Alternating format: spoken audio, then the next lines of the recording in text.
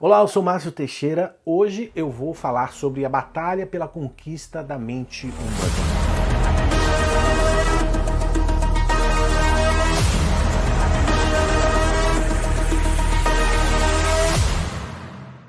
Esse talvez eu possa considerar o vídeo mais importante dessa série, porque aqui eu vou explicar a razão da perspectiva bíblica que vai embasar tudo que eu vou falar nessa série. Aqui, o objetivo dessa série é bem simples: descortinar o mundo espiritual na cultura e no entretenimento de massa. E a partir daí, você é livre para continuar a exercer o seu direito de consumir aquilo que você julgar ser ok na sua vida. É entre você e Deus. A minha responsabilidade é apenas oferecer a você uma perspectiva bíblica de um sério alerta espiritual. Sabe por que eu falo isso? Porque existe uma batalha espiritual invisível que acontece nas regiões celestes pelo controle de distribuição de conteúdo para obter o controle da mente humana. Tudo que é produzido na mídia, ou mesmo na cultura de um povo,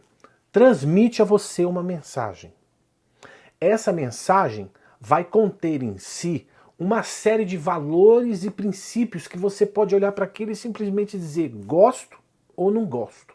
Aceito isso para minha vida ou isso não me interessa, não estou nem aí. E a partir desse princípio, comunicação efetiva não é necessariamente o que se fala para você, mas é o que você entende daquilo que é dito para você. A indústria do entretenimento é mestre no processo de comunicação social. E acredite, muito do que seja a sua visão de mundo, e eu falo isso muito respeitosamente a você, tá? Muito dos seus valores de vida, dos nossos valores de vida, comportamento de consumo, estilo e forma de pensar, eu ouso dizer, até mesmo a sua perspectiva de quem seja Deus ou o que seja Deus, seja influenciado pela cultura e entretenimento de massa que chegam até você. Isso é o seu processo de formação em ser em quem você é, ou a sua identidade pessoal. E aqui eu tenho uma pergunta-chave. No que se baseia a sua identidade? O interessante é que todo o processo de comunicação existe um elemento muito poderoso que está escondido no conteúdo de uma mensagem que o seu cérebro assimila. Sabe o que é? É o conteúdo espiritual de uma mensagem, que muitas vezes está simplesmente oculto. Esse é o meu papel, de decodificar esse aspecto espiritual segundo uma visão bíblica que vai descortinar as intenções de uma mensagem enviada por um emissor. E nisso é o que se desvenda o oculto. E por que o uso da visão bíblica nessa série? Porque está escrito: nada em toda a criação está oculto aos olhos de Deus. Tudo está descoberto e exposto diante dos olhos daquele a quem havemos de prestar contas. E porque nada está oculto aos olhos de Deus, é que ele fez a gentileza de nos comunicar por escrito que, entre aspas, eu sou o Senhor que sonda o coração e examina a mente humana para recompensar cada um de acordo com a sua conduta, de acordo com as suas obras. E é justamente com o uso da palavra de Deus que nós conseguimos discernir os pensamentos e as intenções do coração do homem que existe no conteúdo oculto que chega até você. E agora você vai me chamar de louco, porque eu vou te falar uma coisa que talvez você nunca tenha parado para pensar. Foi Deus quem estabeleceu o princípio de comunicação social. Você quer um exemplo? Nós lemos aqui nesse livro, a Bíblia, ou na Torá, que são os primeiros 5 livros da Bíblia, que ele, Deus, de uma forma sensacional, marcou o encontro com um homem e desceu pessoalmente e escreveu um documento e assinou com o seu próprio dedo. E olha que fantástico isso que eu vou te dizer, tá pronto? Mesmo que você seja cético ou ateu e não compartilhe da fé cristã, não importa. Dentro de você existe no seu inconsciente ou mesmo no seu consciente, ou talvez em ambos, ali existe um conjunto de princípios morais que protegem você. Por exemplo, de pegar uma arma e tirar a vida de outra pessoa. Porque no íntimo, lá na sua mente, a sua consciência, você sabe que a vida humana é muito preciosa e isso você não pode tocar. Você pode sentir ódio mortal de alguém, mas você não teria coragem de tirar a vida dessa pessoa. Ou quem sabe, você seria incapaz de tirar algo de alguém que não te pertence, ou seja, roubar. Ou quem sabe, você é satisfeito com o que você tem e cobiçar algo que pertence a outra pessoa, sei lá, um carro, uma casa, seria algo inconcebível para você. Ou você jamais cobiçaria a mulher do outro, ou o homem do outro, mesmo porque adultério é algo fora do seu raciocínio lógico. Então me responde, de onde vêm esses princípios inerentes ao seu caráter se você não crê em Deus? Eu lamento te informar, essa perspectiva é referência de moralidade e vem de Deus e consta na Bíblia em Êxodo 20. Local do encontro? Monte Sinai. Qual foi o convidado de honra para esse encontro? Moisés. Qual foi o documento escrito assinado por Deus? Os 10 mandamentos. E a mídia qual foi? As tábuas de pedra, esculpidas pelo próprio Deus. Vou te dar um outro exemplo fora de série que ele mesmo, Deus, fez. Nesse mesmo local, no Monte Sinai, nesse mesmo encontro, Deus foi o primeiro a utilizar a projeção no ar para passar uma imagem e comunicar como ele queria que o seu santuário fosse construído. Eu imagino algo em 3D, semelhante a uma holografia espacial, muito louco. O contexto? Simples. Ou seja, Moisés, agora que todo o povo está aqui, é o seguinte, eu quero estar no meio desse povo, então eu vou te mostrar como eu quero que seja feito. Eu vou te explicar como eu quero que o homem chegue até a mim. Não é como o homem quer chegar até mim, é como eu quero autorizar esse homem a chegar até mim. Sou eu quem determino, Moisés, entendeu? E o interessante é que ele, Deus, disse, Moisés, faça exatamente como eu vou te mostrar. Ou seja, de alguma forma Moisés viu o que Deus estava falando. Deus estava mostrando a ele algo. Não me pergunta como, mas eu imagino que Deus deve ter criado uma projeção 3D. E aí ele ia mostrando cada detalhe a Moisés. E dentro desse contexto de revelação, Deus chamou um homem pelo nome e deu a ele um presente, mas um presente extremamente especial e precioso. Deus chamou um homem chamado Bezalel e deu a ele o dom da arte, de transformar a visão celestial em algo material tangível, para que ele, Deus, pudesse habitar no meio de um acampamento dos hebreus no deserto. Deus encheu esse homem com seu espírito, diz as Escrituras, para que esse homem trabalhasse em toda a obra de arte naquele santuário, construindo aquele santuário. Então foi Deus quem criou a arte de manifestar o que há no contexto do mundo espiritual e manifestar no mundo físico com o propósito dele, Deus, se revelar ao homem e criar para o homem um ambiente de relacionamento consigo. Isso era o tabernáculo no deserto. Isso era o santuário que Deus criou. Ali, a única coisa oculta aos olhos do povo era a Arca da Aliança. Lembra? A Arca da Aliança, isso mesmo, aquela que foi retratada no filme do Indiana Jones, tá lembrado? Mas toda a arte que Deus criou tinha um artista que o representava, chamado de Bezalel, que o nome significa aquele que vive à sombra de Deus, aquele que vive na obscuridade dos holofotes do homem, porque na perspectiva bíblica de Deus, a arte que vem do trono de Deus é o que atrai a sua presença no meio do homem. Ou seja, não é o artista que brilha, e sim o fruto da arte desse artista.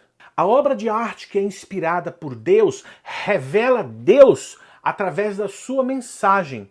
E isso atrai o homem a Deus. Mas existe uma guerra nas regiões celestiais que muitos ouvem essa expressão e já pensam, meu, esse cara bebeu ou fumou o quê? Eu já recebi um monte de mensagem assim aqui no canal e sempre eu me alegro em responder que eu não fumei nada, que eu não bebi nada, mas eu bebi da água da vida.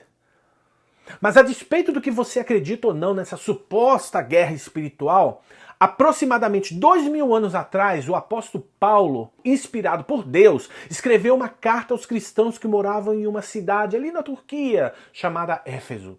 E ele diz a seguinte mensagem, abre aspas. No demais, irmãos meus, fortalecei-vos no Senhor e na força do seu poder, revesti-vos de toda a armadura de Deus para que possais estar firmes contra as astutas ciladas do diabo, porque não temos que lutar contra a carne e o sangue, mas sim contra os principados, contra as potestades, contra os príncipes das trevas deste século, contra as hostes espirituais da maldade nos lugares celestiais. Fecha aspas. Cara, percebeu as duas últimas palavras da mensagem? Lugares celestiais. E o porquê disso? Que luta é essa que acontece nesse lugar celestial? Onde é esse lugar celestial?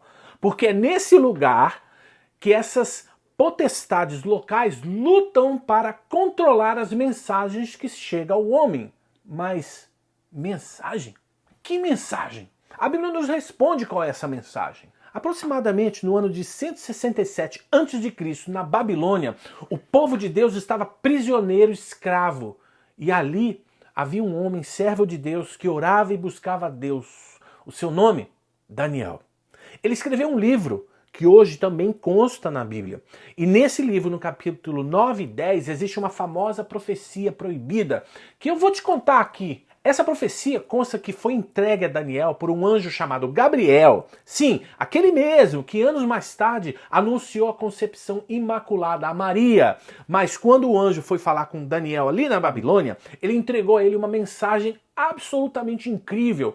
E no contexto desse diálogo, Gabriel e Daniel, o anjo revelou a Daniel que, desde que Deus, o próprio Criador do universo, deu a ele a incumbência de trazer uma mensagem a Daniel, proveniente do próprio Deus, no instante que ele, Daniel, penetrou nos céus da Babilônia, o príncipe da Pérsia, diz a Bíblia, veio degladiar com ele de forma a impedir que aquela mensagem chegasse até Daniel. E houve uma guerra espiritual nas regiões celestes por 21 dias. Gabriel conta ali no texto que o príncipe da Pérsia controlava as regiões celestiais daquela região da terra. E esse camarada chamou o príncipe da Grécia para ajudar na batalha contra Gabriel. Gabriel, então, pediu um reforço extremamente especial. E esse reforço foi o arcanjo Miguel, que é responsável ainda hoje pelas regiões celestiais de Israel. O único objetivo daquela guerra era impedir que essa mensagem viesse ao mundo. Que a mensagem que saiu do trono de Deus chegasse até Daniel. E se Deus fez questão de manter na Bíblia essa história, é porque a mensagem que Gabriel estava trazendo era de suma importância, não só para Daniel, mas também para a história da humanidade. E isso impacta diretamente você e eu hoje, vivendo no que a Bíblia chama de um período chamado de princípio de dores, que antecede a volta de Cristo à Terra.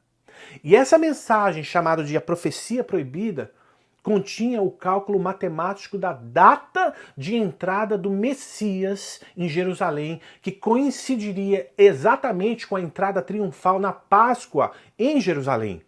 E eu prometo que eu farei um vídeo sobre isso na série de Apocalipse, que já está rolando aqui no canal. Dá um pulo lá e assiste se você quiser, tá? Mas o fato é, o príncipe da Pérsia sobre a Babilônia, que controlava a Babilônia, perdeu aquela batalha, porque essa mensagem foi entregue a Daniel e essa mensagem chegou até mim e a você hoje. E os fatos descritos naquela mensagem aconteceram. Jesus entrou em Jerusalém, morreu durante a Páscoa e ressuscitou como uma oferta de perdão dos pecados da humanidade enviada por Deus.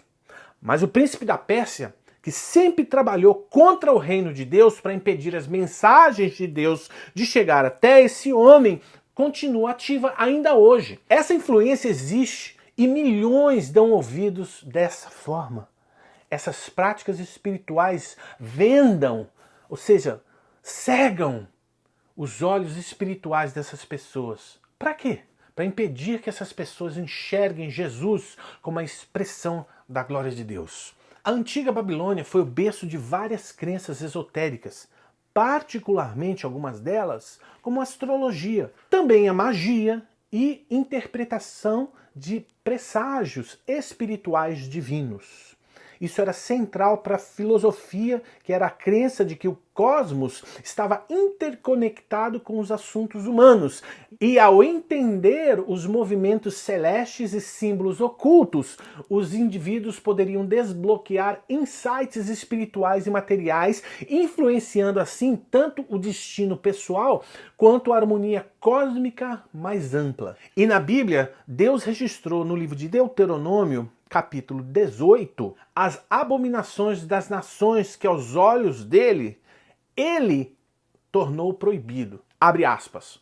Quando entrares na terra que o Senhor teu Deus te der, não aprenderás a fazer conforme as abominações daquelas nações. Entre ti se não achará quem faça passar pelo fogo o seu filho e a sua filha. Isso significa sacrifício humano. Nem adivinhador. Isso significa cartomante, leitura de mão, bola de cristal, jogo de búzios. Continua na Bíblia. Nem prognosticador. Ou seja, um médico, por exemplo, faz prognóstico da evolução de uma doença, mas nesse caso, ele lida com a ciência e os fatos estudados comprovadamente pela ciência da medicina e por isso não entra nesse grupo. Aqui, o prognosticador que a Bíblia está falando é aquele que lida com o futuro e o mundo espiritual. Vai fazer um passe? Isso é prognosticador. E até aqueles que dizem crentes, mas são mentirosos, fazendo profecias para ganhar dinheiro e lançando mentira na mente das pessoas e manipulando a alma daquelas pessoas mais simples em benefício próprio. Continuando na Bíblia, nem agoureiro, que é aquele que faz previsões, que acredita em superstições. A propósito, o folclore das nações são recheados disso. Vai pular onda para dar sorte? Volta para a Bíblia. Nem feiticeiro. Hoje, bruxa não é mais aquela velhinha torta da Disney, sabe? Elas desfilam em passarela de moda e cantam em palcos mundo afora. Deus condena também sobre os encantadores de encantamentos, aqueles que lidam com magia, aqueles que lidam com a mágica e o ilusionismo. Não reclama comigo não, cara. Reclama com quem escreveu, Deus. Mas tenha certeza, se você for reclamar com ele, você tem um bom argumento. E mesmo assim, a prerrogativa de dizer que isso é abominação é dele. Ali ele também diz que não consulte um espírito de adivinhação. E quantos não são aqueles que buscam conhecer através desses supostos espíritos sobre o seu futuro, ou sobre sua história, ou sobre quem você é? A Bíblia está dizendo, não consulte. Deus está dizendo especificamente, isso é abominação. No entanto, Hollywood passa isso para você nos filmes de maneira linda e você compra mentira sem saber que Deus abomina. Nem quem consulte os mortos, pois todo aquele que faz tal coisa é abominação ao Senhor. E por essas abominações o Senhor teu Deus as lança fora de diante de ti. Sabe, a série O Oculto vai te mostrar que todos esses elementos que eu acabei de dizer nesses versículos, e só um detalhe, olha o que a Bíblia diz em Isaías 8,19. Algumas pessoas vão dizer que vocês consultem os adivinhos e aos médiuns, que cochicham e falam baixinho. Essas pessoas dirão, precisamos receber as mensagens dos espíritos, precisamos consultar os mortos em favor dos vivos. E ele continua dizendo, acaso a favor dos vivos consultará os mortos? E observa uma coisa, quantos desses elementos existem em tudo que é entretenimento e cultura, desde filmes, programas, livros. E sabe por quê? Porque sob a influência das potestades de uma nação, o entretenimento e a cultura vão cegar espiritualmente o homem para que esse homem não veja a luz do Evangelho da glória de Deus, que é Jesus Cristo. Mas, com a ajuda de Deus, nessa série, nada ficará oculto. Se em Gênesis Deus separou a luz das trevas, nessa série eu vou fazer o mesmo.